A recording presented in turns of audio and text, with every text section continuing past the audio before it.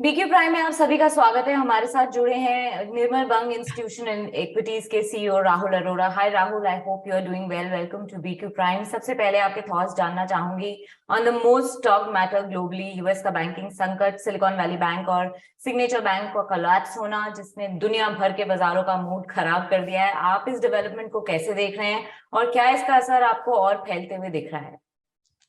Thank you for having me on your show Niyati. I think सबसे पहले तो obviously क्या ये हो सकता था, जरूर हो सकता था, क्योंकि जो यूएस के इंटरेस्ट रेट्स थे वो 0 से ऑलमोस्ट 5% हो चुके हैं और बहुत जल्द हो चुके हैं। आई थिंक 2 साल के अंदर ही हो चुके हैं या 15 से 18 महीने में। तो ऑब्वियसली इसका कहीं ना कहीं कोई कोलैटरल डैमेज तो होना ही था। The question was not if, the question was when. अब आपका सवाल था कि ये कितना हो सकता है। आई थिंक सिचुएशन अभी अनफोल्ड हो रही है।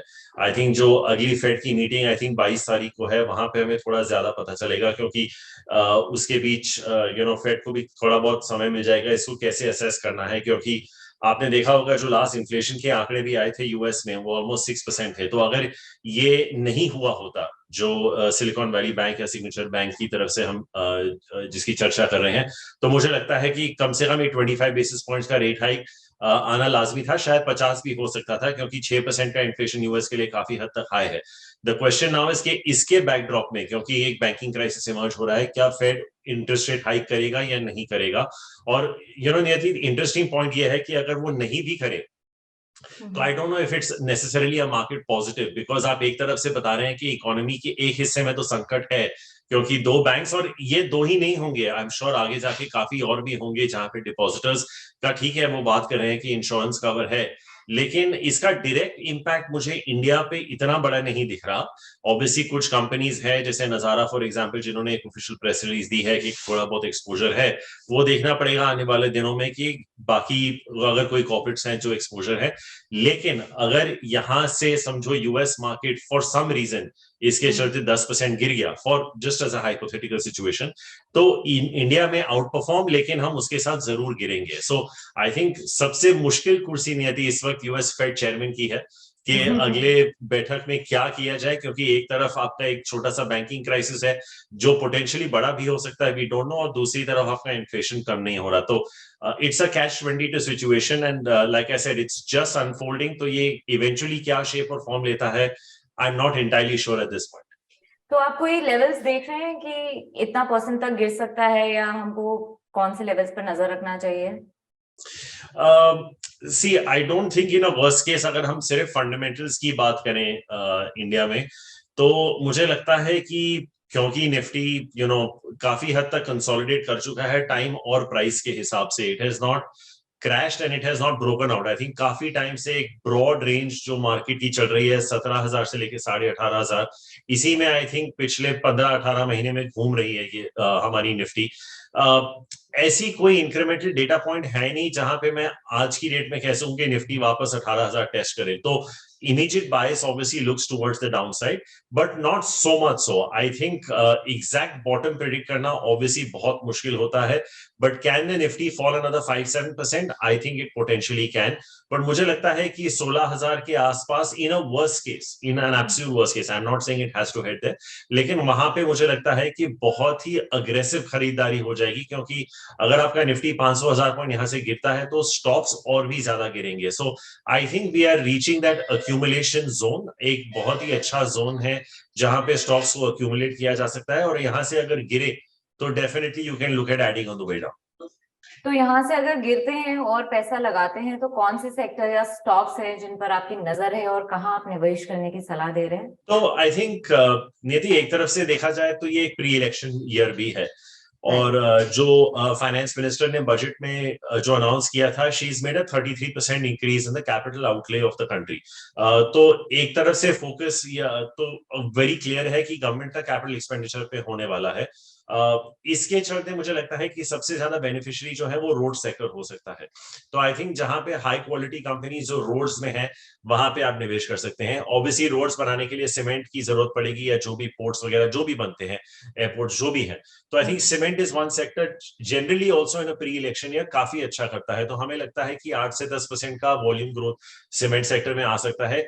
कमोडिटी प्राइसेस काफी हद तक हाई से नीचे आ चुके हैं, और थोड़ी बहुत प्राइसिंग पावर अभी भी बची हुई है। तो मुझे लगता है कि अगले 12-14 महीने में सीमेंट कंपनीज के आंकड़े भी काफी स्ट्रांग आने चाहिए। और and as a lag beneficiary I think may be monsoon के बाद मैं कंज्यूमर स्टेपल्स में भी एंट्री करना चाहूंगा, क्योंकि अगर ये रोजगार मिल रहा है लोगों को जो bottom of the pyramid construction workers होते हैं, तो वो रूरल कंजम्पशन में भी एक हेल्प पड़ेगा। तो आई थिंक ये पूरा अगर आप थीम खेलना चाहते हैं तो ये एक है। दूसरी थीम जो है, मुझे लगता है कि कमर्शियल व्हीकल्स अभी भी अच्छा कर रहे हैं। जो आप ऑटो कंपनीज के आंकड़े देखें जो सीवीज के हैं, तो मुझे लगता है कि अशोक लेलैंड, टाटा मोटर्स जैसे जो कंपनीज है जहां पे सीवीज का प्रेजेंस ज्यादा हाई है, more so Ashok Leyland, of course Tata Motors is a much bigger conglomerate, तो वो एक सेक्टर है जहां पे हमें लगता है कि अभी भी पैसा बन सकता है। And lastly I think speciality chemicals. आपको याद होगा नियति, जब लॉकडाउन शुरू हुआ था तो उसके पहले 8-10 महीने में पूरा ट्रेड केमिकल्स में कॉन्सेंट्रेट हो गया था।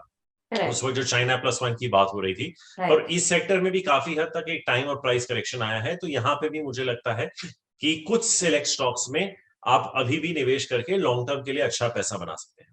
और बैंकिंग पे आपका कोई नजरिया है? Banking is a tricky call नियति, फॉर द सिंपल रीजन के हमारी जो इकोनॉमिस्ट और deputy head of research Teresa है, उनका जो जीडीपी प्रोजेक्शन है FY24 का वो 6% के आसपास है।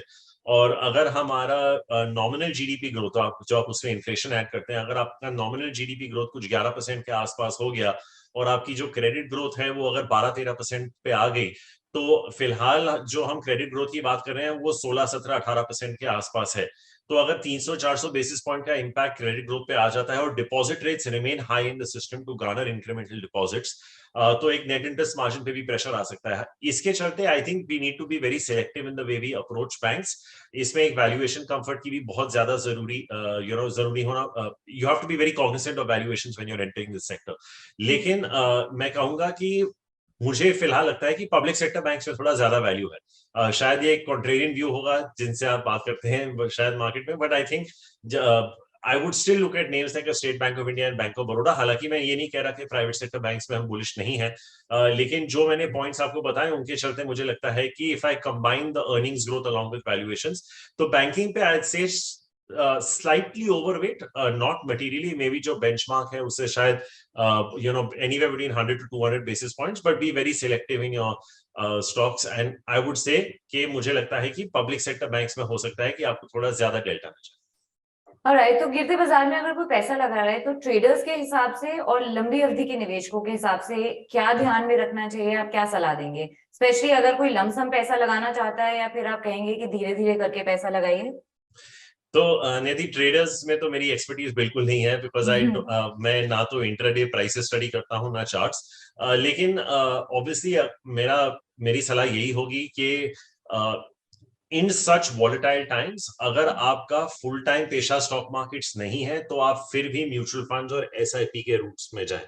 आई think to be buying into direct stocks at this time could be a little risky, क्योंकि क्या होता नहीं, अगर आप समझो कोई 100 रुपए का स्टॉक है और आपके मन में ध्यान है कि ये स्टॉक 125 या 130 होना चाहिए, ये स्टॉक हो सकता है कि पहले 100 से 90 चले जाके फिर 125 130 जाए।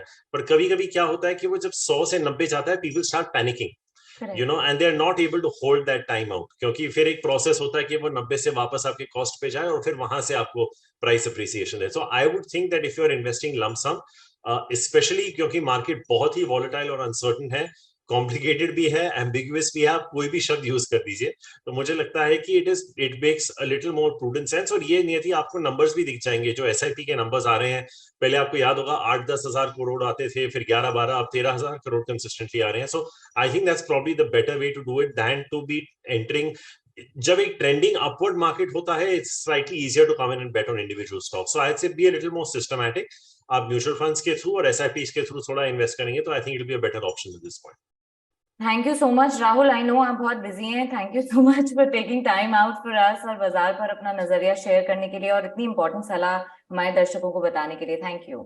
प्लेजर नियति, thank you for having me.